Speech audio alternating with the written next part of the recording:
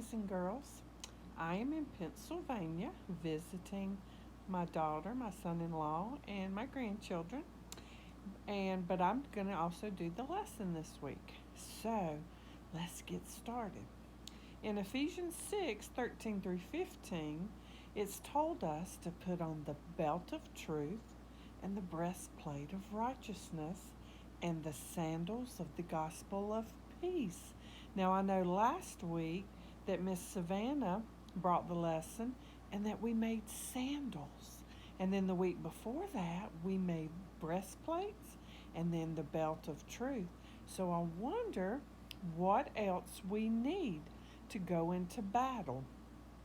Well, we need a shield, and we call this the shield of faith because the shield protects us.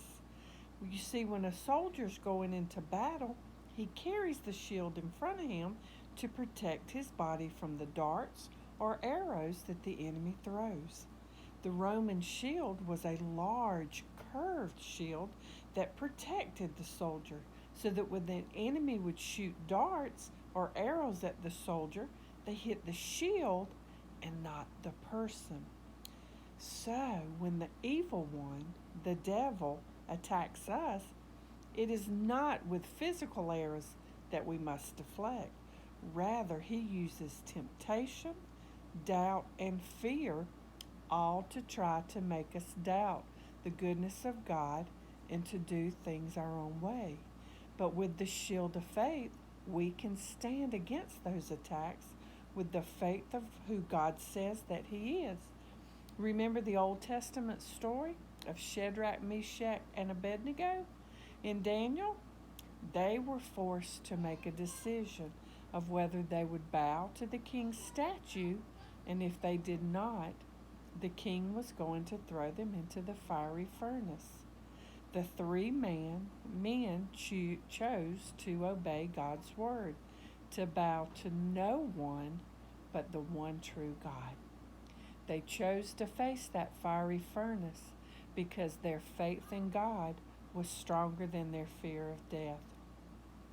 They did not know if God would save them from the fire, but they chose to obey even in the midst of the king's punishments. And the shield protects us.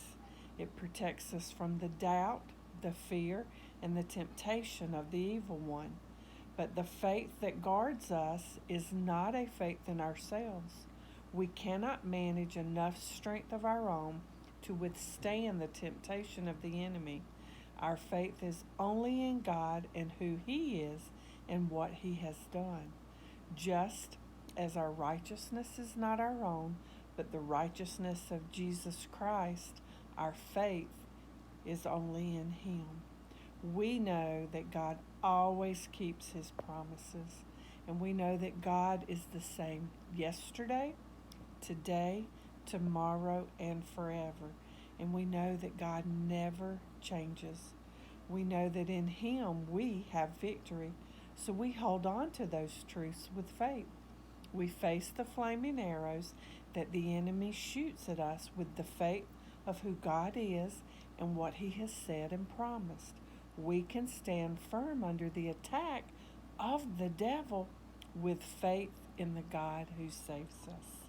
Now, I know normally during this time I would show you the craft, and Miss Ruth Ann and Scott were on vacation, and so we didn't have a chance to meet up before Doug and I left to come up to Pennsylvania.